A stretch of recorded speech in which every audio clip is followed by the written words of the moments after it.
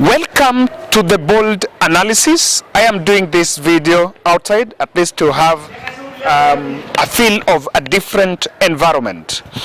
And William Ruto released the 22 members of his cabinet, and we have looked at that cabinet on different perspectives, looking at the stake of Mount Kenya in William Ruto's cabinet and the other pledges that were to be touched on cabinet. And there is one thing you must acknowledge, that William Samoei Ruto tried his best to reward loyalty and the people that truly propelled his campaigns, and according to what was written in the power sharing deal. But then in the wake of this, something that remained and I want us to look at is what is a storm amongst in the Rift Valley. Because amongst the Rift Valley politicians that have been rewarded is only the Bomet, or rather is only the Elgeyo Marakwet Senator Kipchumba Murkomen. They are members that were in William Ruto's team, and these are members that come from Rift Valley that did not make the cut. And that is what I want us to look at. Ladies and gentlemen, kindly subscribe to our channel, click the notification bell, and also like our video. When the president met a host of legislators in Naivasha, he met, and when he arrived there in his circle, there are people that seems to have come close to him, that was seen to be close to him, like Caleb Kositany, Chergei, Oscar Sudi, and the rest of the members, and they were also interested in making sure that they make the cut in William Ruto's cabinet. There are members like from Western, like Rashid Echesa, who was close to him, Cleophas Malala, Didmas Baraza, and key UDA allies that also came from Western. And from the Rift Valley, they have picked one. From Central, Moses Kuria did not make it, has got a slot. There is also the presence of Alice Wahome. There is the presence of the other members like Mithika Linturi.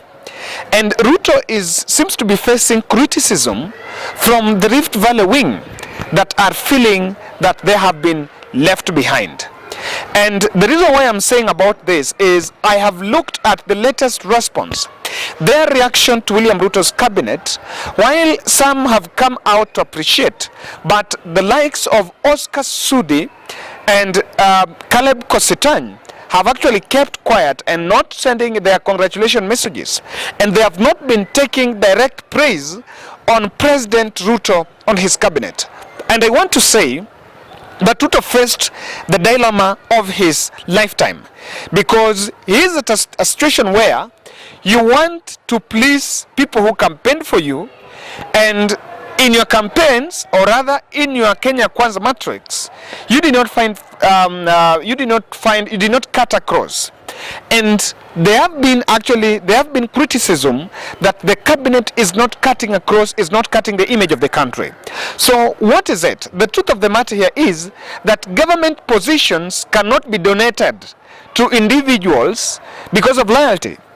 And it cannot be donated between two tribes. It cannot be donated between Rift Valley and between Kalenjin and Gema. It has to cut across. So I want to take that. And one thing I can tell you is that this, if not managed carefully, there is going to be something that can rise from it. Remember, when William Ruto formed government with President Uhuru Kenyatta, that was in 2014, they divided the government right in the middle. And the cabinet appointees that were fronted by Deputy President William Ruto, majority of them came from that region. And so now that he had the lion's share and he was the president, there was a big expectation that it was going to pay off. Now, leaders like Davis Chirchir are points of contention because they actually came late. They actually came late. And people that have been in politics with William Ruto for quite some time seems to have been pushed to the periphery. Now, I want to make my projection on what this can bring And what exactly led to the fact that someone like Caleb Kositany, who has been campaigning with William Ruto for the last 4 years and lost in a nomination, could not make the cut?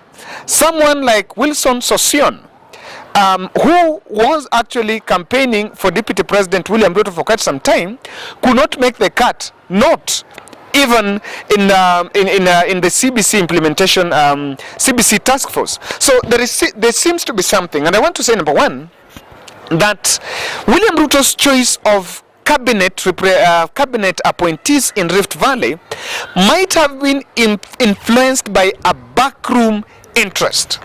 And the backroom interest, I want to just pick one person. When Davis Chirchir was appointed as the chief of staff in the office of the deputy president, people actually criticized, and we raised more questions on what was this move and what was the end goal. Now, he only served there some 3 months to the general election. And after serving 3 months to the general election, he has actually become one of the beneficiaries of William Ruto's cabinet. And so someone was actually asking a question, and this is a question that keeps on pending. He did not participate fully in the campaign. What do you think is a serious role that Davis Chirchir played in William Ruto's presidency, quest for presidency, that would make him get a cabinet slot before the others? That is a question that many will then say that, okay, which kind of question, Kevin, are you asking?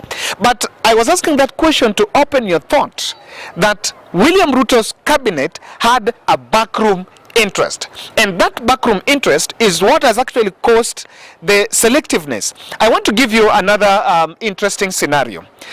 Soipan Toya, my women rep in Narok, by the way, because I stayed in Narok and Soipan Toya is my good person, my good friend, was formally nominated to the Senate as a UDA member. Now, this, even after getting that nomination to the Senate, William Ruto had to retract that nomination and hand Tuya a cabinet slot. And after nominating Tuya to the cabinet, my good friend Esio Kenyuri, the former vice president of Masai Mara University, has been nominated to the Senate. Now, look at this, a situation where someone already has a nomination. What do you think is playing? What is this key interest that is making her to be given to it? If you look at Kericho, the Kericho women rep, Florence Bore, that has been nominated to the cabinet, honestly, she did not play a key role compared to Charles Keter, who sacrificed and left the cabinet so that he can go and vie there, and he was a key confidant of William Ruto. So what am I saying? That the Rift Valley choices that William Ruto settled on to take to the cabinet was actually a backroom interest. And we are yet to see how this will pay off. Now, what do you think is the other thing that is playing out? That William Ruto is very keen to manage his succession in Rift Valley. And in his tenure as a president, most likely the people that would want to come across, or rather will want to come close to him so that they will chart a succession path, I think Ruto is managing that path. And you know, leaders like Oscar Sudi, sorry to say, I don't think Oscar Sudi will succeed William Ruto, but a leader like Kipchumba Murkomen will actually succeed him. But for you to give that Kipchumba Murkomen some veto powers and to empower that, you must give him a team that are not in that succession. And I want to say, if you take someone who is in William Ruto's succession to the cabinet, you're trying to create a level playground. So one other aspect that influenced William Ruto's choice of cabinet, especially nominees from Rift Valley, and this would subsequently actually influence even the other government appointments. Remember, there is the controller of State House. That position is still vacant, and the chief of staff in the office of the president is still vacant. We are not yet sure what is going to happen on that. But I can say that the succession, Rift Valley succession, was also at the center of William Ruto's choice of cabinet in Rift Valley. And that is going to influence what exactly is also going to work. Now, the other aspect that I can say influenced William Ruto's choice in Rift Valley is competence. Now, I want to use a very good example. When we were talking about nominations, when we were talking about nominations in central Kenya, most of them were saying that it was more of universal suffrage, it worked. But in Rift Valley, there are areas that William Ruto is looking for competency. And because he has realized that the leaders like Oscar Sudi are actually facing allegations of forged papers and their competency is in doubt, William Ruto decided to filter that list to pick the most competent, so that he will not face the criticism of picking their tribesmen for the cabinet, but maybe he has done that in the spirit, with the intention that is going to pick a competent leader to the cabinet. So this is it. I can say that if Kipchumba Murkomen is been awarded on competence, then what is the ground of awarding Aisha Jumwa? That is something that is going to play out. And the question is this: do you think that you have abandoned us rebellion that was meted against President Uhuru Kenyatta in central Kenya can successfully be meted against William Samoei Ruto in Rift Valley? Ladies and gentlemen, what is your thought on this? Because my analysis was on what exactly influenced William Ruto's choice of cabinet in Rift Valley. And that's my bold.